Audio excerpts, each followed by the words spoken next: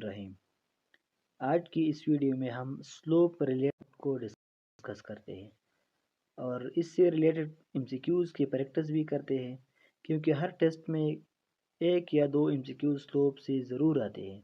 Slope के बारे में MCQs आते हैं या एरिया के बारे में MCQs आते हैं।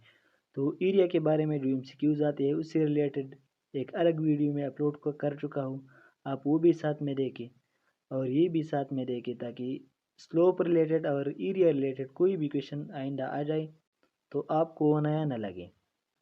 तो इस वीडियो में हम सीखेंगे कि स्लोप है क्या हमारे पास, और स्लोप हमारे पास कौन से क्वांटिटीज़ को रिप्रेजेंट करते हैं।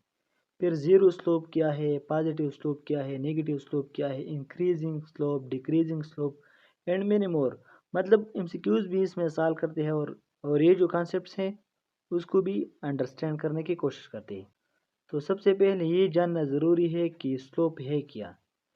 तो स्लोप हमारे पास होता है, ये एक ग्राफ है। ये क्या है? एक ग्राफ है। ये एक्स एक्सिस है और ये वाई एक्सिस है। ये हमारे पास सपोज एक ग्राफ है, ठीक है। तो वाई एक्सिस पर एक क्वांटिटी होगी, एक क्वांटिटी किस साइड पर होगी? एक्स एक्सिस पर। तो वाई एक्सिस पर जो क्वांटिटी होगी उसको जब मैं एक्स एक्सिस की क्वांटिटी पर डिवाइड करो तो ये हमारे पास जो रिजल्ट आता है वो क्या होता है? वो हमारे पास स्लोप होता है। स्लोप ऑफ द ग्राफ इसी को कहते हैं, ठीक है। तो the slope shows how one quantity change in relation to another, कि एक क्वांटिटी दूसरी क्वांटिटी के साथ कितना चेंज होता है एक ग्राफ में। इट इज फाउंड यूजिंग, तो स्लोप का जो फार्मूला है, change in y divide by change in x. मतलब y में कितना चेंज आता है x के चेंज होने से, ठीक है। या स्लोप को हम इस तरह भी लिखते हैं y2 minus y1 divide by x2 minus x1, wear y axis पर हम डिपेंडेंट क्वांटिटी को लेते हैं और x एक्सिस पर इंडिपेंडेंट क्वांटिटी को लेते हैं। ये y एक्सिस पर जो डिपेंडेंट क्वांटिटी लेते हैं ये किस x एक्सिस पर जो क्वांटिटी होती है उस पर डिपेंड करते हैं, लेकिन ये एक्सिस पर जो क्वांटिटी हम अगर लेते हैं वो वाई एक्सिस पर जो क्वांटिटी है उससे इंडिपेंडेंट होती है, ठीक है। मैं मिसाल लेता हूँ कि एग्जांपल एक्सेलरेशन जो हमारे पास होता है change in velocity divide by time. तो ये एक स्लोप है, इस साइड पर मेरे पास वेलोसिटी है और इस साइड पर टाइम है। ये एक स्लोप है, ठीक है। तो स्लोप मैंने आपको बताया कि किस चीज़ को कहते हैं? वाई एक्सिस पर जो क्वांटिटी हो, वाई एक्सिस पर हमारे पास वेलोसिटी है, डिवाइड बाय एक्स एक्सिस पर जो क्वांटिटी हो, एक्स एक्सिस पर हमारे पास टाइम है। तो वेलोसिटी टाइम ग्राफ का स्लोप हमारे पास किस चीज़ के बराबर हो गया? एक्सेलरेशन के बराबर हो गया। अब हमने एक्स एक्सिस पर टाइम लिया है, तो वेलोसिटी में चेंज आता है या नहीं आता? टाइम में चेंज ज़रूर आता है। मतलब टाइम वेलोसिटी पर डिपेंड नहीं करता, लेकिन वेलोसिटी टाइम पर डिपेंडेंट है। तो इसलिए कहा कि एक्स एक्सिस पर हम इंडिपेंडेंट क्वांटिटी लिखते हैं और वाई एक्सिस पर हम डिपेंडेंट क्वांटिटी लिखते हैं। How to find slope from angles.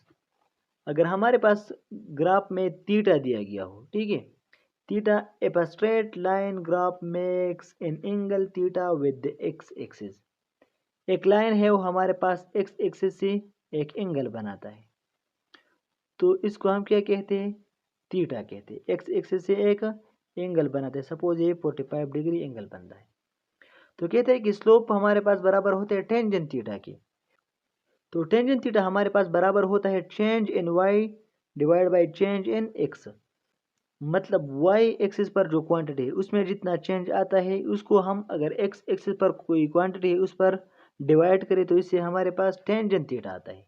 और टेंजेंट थीटा हमारे पास sine theta divide by cos theta की भी बराबर है। टेंजेंट थीटा हमारे पास बराबर है sine theta divide by cos theta. और ये theta is angle of graph with x axis. ये एक्स एक्सिस से जो एंगल बनता है उसको हम ये थीटा रिप्रेजेंट करते हैं। ये थीटा हमारे पास ये एंगल है, ठीक है। तो साइन थीटा हमारे पास किस चीज़ के बराबर है? कास थीटा हमारे पास किस चीज़ के बराबर है? साइन थीटा और कास थीटा को आसानी के साथ कैसे सीखेंगे, इस पर भी मैं एक वीडियो अपलोड कर चुका हूँ, आप वो भी ज़रूर देखिए ताकि साइन थीटा और कास थीटा का ये जो जंजाल है आप इससे निकले।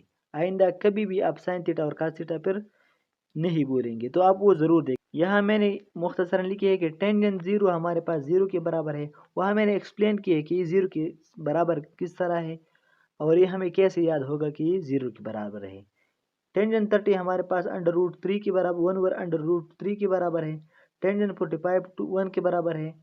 टेंजेंट 60 हमारे पास √3 के बराबर है और टेंजेंट 90 हमारे पास इन्फिनिटी के बराबर है।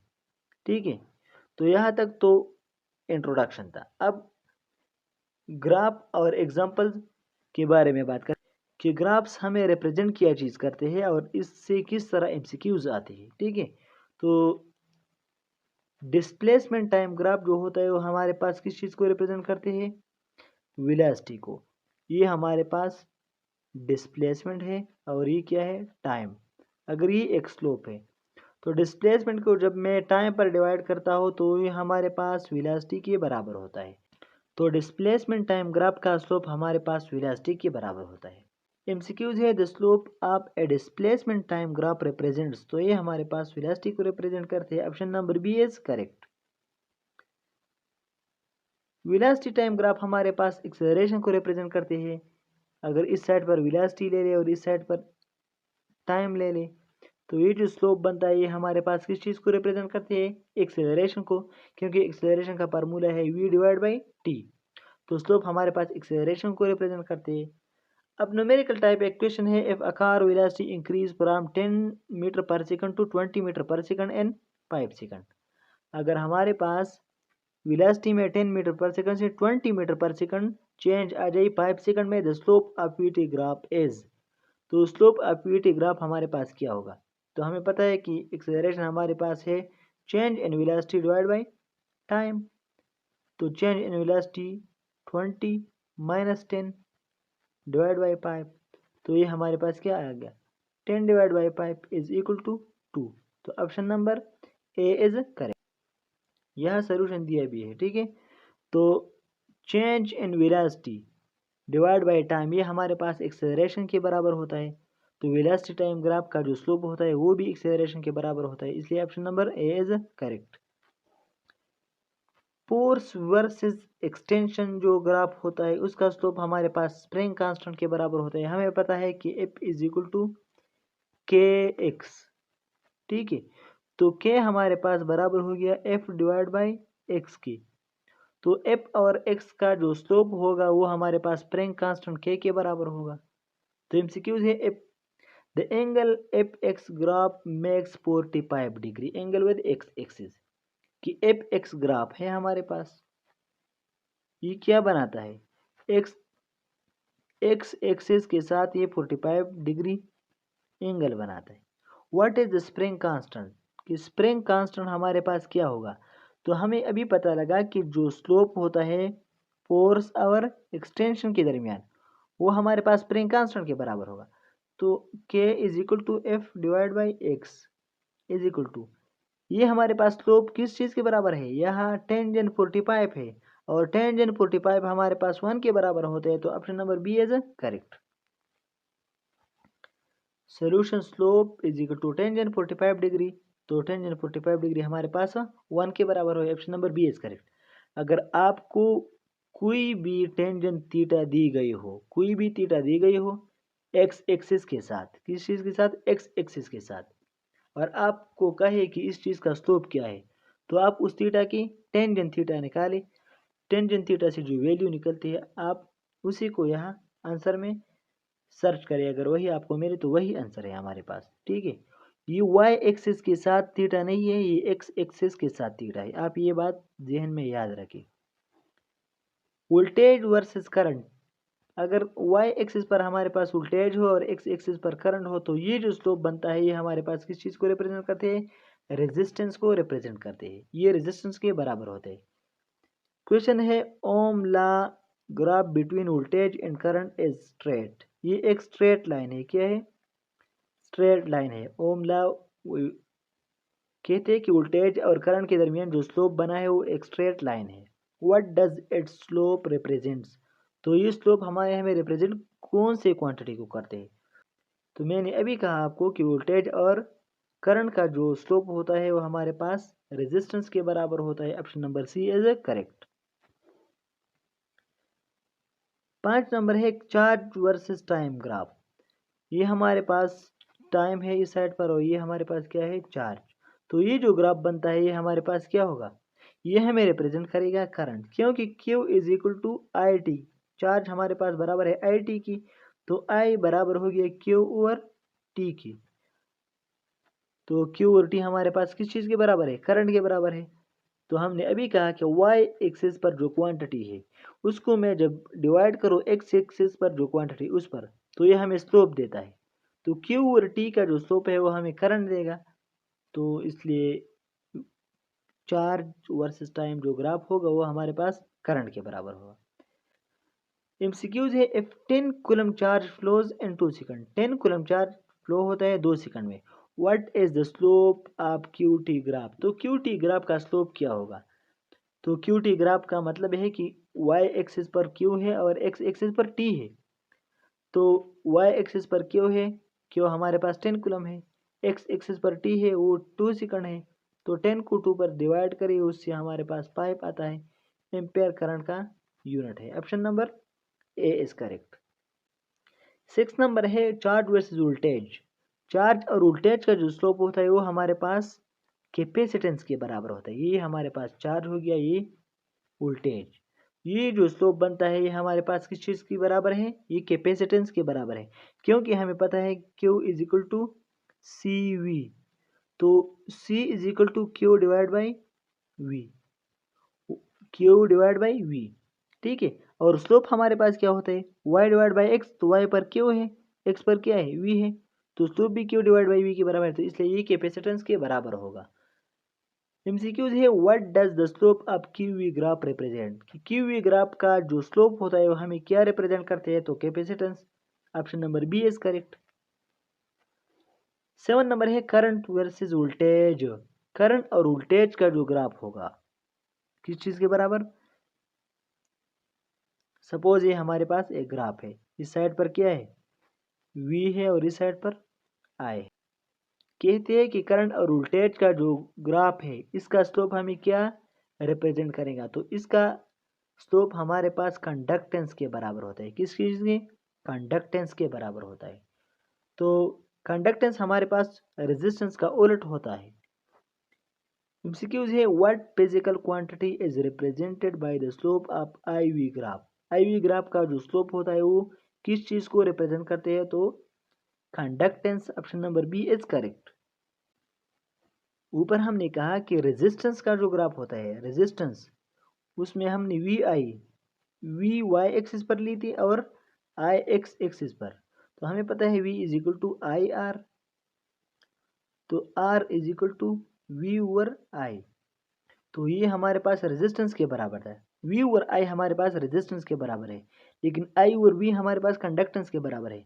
अभी अभी आपको कहा कि कंडक्टेंस हमारे पास रेजिस्टेंस का उलट है। 8 नंबर है कि एनर्जी वर्सेस फ्रीक्वेंसी। एनर्जी और फ्रीक्वेंसी के दरमियान जो ग्राफ है, ये हमारे पास एक ग्राफ है एक्स एक्सिस पर, ये वाई एक्सिस। इस साइड पर हम एनर्जी लेते हैं और इस साइड पर क्या लेते हैं, फ्रीक्वेंसी। तो एनर्जी को जब मैं फ्रीक्वेंसी पर डिवाइड करूँ तो इससे क्या आता है, हमारे पास आता है H, और H हमारे पास है प्लांक कांस्टेंट। क्योंकि हमारे पास फार्मूला कुछ इस तरह के है कि E is equal to H F. तो H हमारे पास बराबर होगा E डिवाइड बाई एफ का। एनर्जी और फ्रीक्वेंसी का जो ग्राफ है उसका स्लोप हमारे पास बराबर होता है H का। तो MCQs को सॉल्व करते हैं। इफ एनर्जी इज 6.6 ज़रब ताकत माइनस 19 जूल, एनर्जी हमारे पास है 6.6 क्रॉस 10 पावर माइनस 19 जूल, और फ्रीक्वेंसी है 1 cross 10 to power 15 hertz. What is the slope. तो हमारे पास स्लोप किस चीज़ के बराबर है, एनर्जी और फ्रीक्वेंसी के दरमियान जो स्लोप है वो हमारे पास H के बराबर है, और H हमारे पास एक कांस्टेंट है। तो इसलिए 6.62 cross 10 to power minus 34 is correct option. इसको हम अगर साल भी करें तो ये माइनस प्लस 15 है, इस ये जब ऊपर जाता है तो माइनस 15 बनेगा। तो 6.6 cross 10 to power minus 15 minus 19 और माइनस 15, इसको जब ऐड करते हैं तो 6.6 क्रॉस 10 टू पावर माइनस 34, तो option number A is correct. 9 number है मोमेंटम वर्सेस वेलोसिटी। मोमेंटम और वेलोसिटी के दरमियान जो ग्राफ बनता है उसका स्लोप हमारे पास बराबर होगा मास के। ये सपोज हमारे पास मोमेंटम है इस साइड पर और इस साइड पर क्या है वेलोसिटी, तो इसका जो स्लोप बनेगा वो हमारे पास किस चीज़ के बराबर होगी, वेलोसिटी किस चीज़ के बराबर होगी, मास के बराबर होगी, क्योंकि P is equal to M V, तो M is equal to P divide by V। ये तो बहुत ईजी है, ठीक है। तो मेरे ख्याल में अभी तक आप लोगों के जहनों में ये बात बैठ गई होगी कि स्लोप किस चीज़ के बराबर है और स्लोप से किस तरह MCQs आते हैं। एंगल रिलेटेड एक MCQs यहाँ मैंने ऐड किया है कि अगर graph between momentum and velocity, momentum और वेलोसिटी का एक ग्राफ है मेक्स 30 डिग्री, 30 डिग्री एंगल बनाता है किस साइड से, एक्स एक्सिस से, ये suppose 30 degree. What is the slope, slope हमारे पास मोमेंटम और वेलोसिटी का जो ग्राफ है उसका स्लोप हमारे पास बराबर होता है मास का। तो एमसीक्यूज में लिखा भी है कि व्हाट इज स्लोप यानी मास क्या है, तो मास हमारे पास बराबर है टेंजेंट थीटा के। टेंजेंट थीटा हमारे पास दी गई है 30, तो 30 का जब मैं टेंजेंट निकालता हूँ तो वो बराबर होते हैं 1/√3। Option number A is correct. Work versus displacement, work और डिस्प्लेसमेंट का जो स्लोप होता है वो हमारे पास फोर्स के बराबर होता है, क्योंकि W is equal to F D, F is equal to W divide by D. तो ये जो स्लोप बनता है डब्ल्यू डी, ये स्लोप जो बनता है ये हमारे पास किस चीज़ के बराबर होगा, ये तो एमसीक्यू से what does the slope of work versus displacement graph represent, तो ये हमारे पास फोर्स को रिप्रेजेंट करते हैं। Option number C is correct. 12 number है वॉल्यूम वर्सेस टेम्परेचर। तो वॉल्यूम और टेम्परेचर के दरमियान क्या रिलेशन है, तो हमें पता है कि वॉल्यूम और टेम्परेचर के दरमियान जो रिलेशन है वो डायरेक्ट रिलेशन है। टेम्परेचर जितना इंक्रीज होता है वॉल्यूम उतना ही इंक्रीज होता है, तो इन दोनों का जो रेशो होता है वो हमें हमेशा कांस्टेंट रहती है, तो के बराबर होती है। इसलिए वॉल्यूम और टेम्परेचर का जो स्लोप होगा वो हमारे पास के बराबर होगा। Constant depends on initial conditions, मतलब ये इनिशियल कंडीशन पर डिपेंड करते हैं, फिर जितना टेम्परेचर इंक्रीज होता है उतना वॉल्यूम इंक्रीज होता है एंड सो ऑन। तो ये वॉल्यूम और टेम्परेचर का जो स्लोप है ये हमारे पास के यानी कांस्टेंट के बराबर होता है, कांस्टेंट को रिप्रेजेंट करते हैं। तो क्वेश्चन है in a V T graph at constant pressure the slope indicate, तो ये हमारे पास कांस्टेंट के को रिप्रेजेंट करते हैं। चार लसला है कि प्रेशर जब हमारे पास क्या हो, कांस्टेंट हो, तो volume of a fixed mass of a gas is directly proportion to temperature at constant pressure, ठीक है। तो ये हमारे पास के बराबर है। Option number C is correct. तो ये तो स्लोप हमें क्या रिप्रेजेंट करते हैं क्या रिप्रेजेंट नहीं करते, कौन सा स्लोप किस चीज़ के बराबर है, किस तरह एमसीक्यूज आते हैं, तकरीबन 10-12 एमसीक्यूज भी मैंने यहाँ आप लोगों के साथ डिस्कस किए। अब यहाँ ये देखते हैं कि डिफरेंट केसेस पर स्लोप इन ग्राफ, कि स्लोप हमारे पास जीरो कब होता है, पॉजिटिव कब होता है, नेगेटिव कब होता है वगैरह। तो सपोज ये हमारे पास एक ग्राफ है, ये टाइम है, ये वेलोसिटी टाइम ग्राफ है एक, ठीक है। इसका स्लोप हमारे पास जीरो कब होगा, जब वेलोसिटी में इंक्रीज नहीं आता और टाइम गुजरता है। तो ये एक हॉरिजॉन्टल लाइन है, क्या है, हॉरिजॉन्टल लाइन है, क्योंकि वेलोसिटी हमारे पास क्या है, जीरो है, चेंज इसमें नहीं आती। तो जीरो को जब हम किसी भी क्वांटिटी पर डिवाइड करते हैं इससे जवाब जीरो आता, तो इस केस में हमारे पास स्लोप क्या है, जीरो है।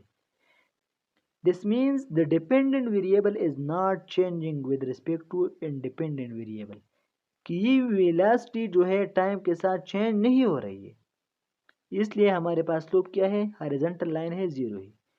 एग्जाम्पल है पोजीशन टाइम ग्राफ पर अ बॉडी एट रेस्ट, एक बॉडी क्या है, रेस्ट में है, तो इसका जो पोजीशन टाइम ग्राफ होगा वो हमारे पास क्या होगा, जीरो होगा। आप पोजीशन टाइम ग्राफ ले ले, डिस्टेंस टाइम ग्राफ ले ले, वेलोसिटी टाइम ग्राफ ले ले, सब इसकी क्या होगी, जीरो होगी। Slope is constant positive, slope हमारे पास कांस्टेंट पॉजिटिव की कब होगी, सपोज ये हमारे पास एक स्लोप एक ग्राफ है, ये वेलोसिटी है, ये टाइम है, वेलोसिटी टाइम ग्राफ हमारे पास, वेलोसिटी टाइम ग्राफ का जो स्लोप होता है वो एक्सेलरेशन को रिप्रेजेंट करते हैं। इक्वल इंटरवल ऑफ टाइम में वेलोसिटी में इक्वल चेंजेस आते हैं। तो इस तरह एक स्ट्रेट लाइन ये एक्सेलरेशन, कांस्टेंट एक्सेलरेशन को रिप्रेजेंट करते हैं। तो the graph a straight line rising upwards, ठीक है। दिस इंडिकेट ए यूनिफॉर्म और constant increase in dependent variable, कि डिपेंडेंट वेरिएबल जो वेलोसिटी है हमारे पास उसमें क्या आता है, कांस्टेंट और यूनिफॉर्म इंक्रीज आता है। तो इसलिए ये हमारे पास क्या है, कांस्टेंट और पॉजिटिव स्लोप है। एग्जांपल है straight velocity time graph, constant acceleration, जो मैंने अभी आपको कहा। स्लोप इज इंक्रीजिंग, स्लोप हमारे पास इंक्रीज कब होगा, तो ये केस अब समझते हैं। तो इस केस को आप समझने की कोशिश करते हैं। ये हमारे पास y एक्सिस है, ये x एक्सिस है। स्लोप जितना y एक्सिस के करीब तर जाएगा उतना ही हमारे पास स्लोप क्या होगा, इंक्रीज होगा। एक बार फिर सुनिए कि स्लोप जितना y एक्सिस की तरफ झुकेगा उतना ही हमारे पास स्लोप क्या होगा, इंक्रीज होगा। क्यों, क्योंकि हमारे पास क्या है, स्लोप हमारे पास बराबर होता है y डिवाइड बाई x, यानी y पर जो क्वांटिटी है उसको जब हम डिवाइड करें x पर जो क्वांटिटी है, तो y जितना इंक्रीज होता है स्लोप इंक्रीज होता है, क्योंकि slope is directly proportion to y axis, ठीक है, and slope is inversely proportion to x axis. तो x की तरफ कोई क्वांटिटी अगर झुकेगी तो इसका मतलब है कुछ स्लोप क्या होगा, डिक्रीज होगा। y की तरफ अगर कोई क्वांटिटी झुकता है तो इसका मतलब है कि स्लोप इंक्रीज होता है। बहुत सिंपल है, बहुत सादा है, ठीक है। तो this means that the slope is getting larger, the rate of change is increasing.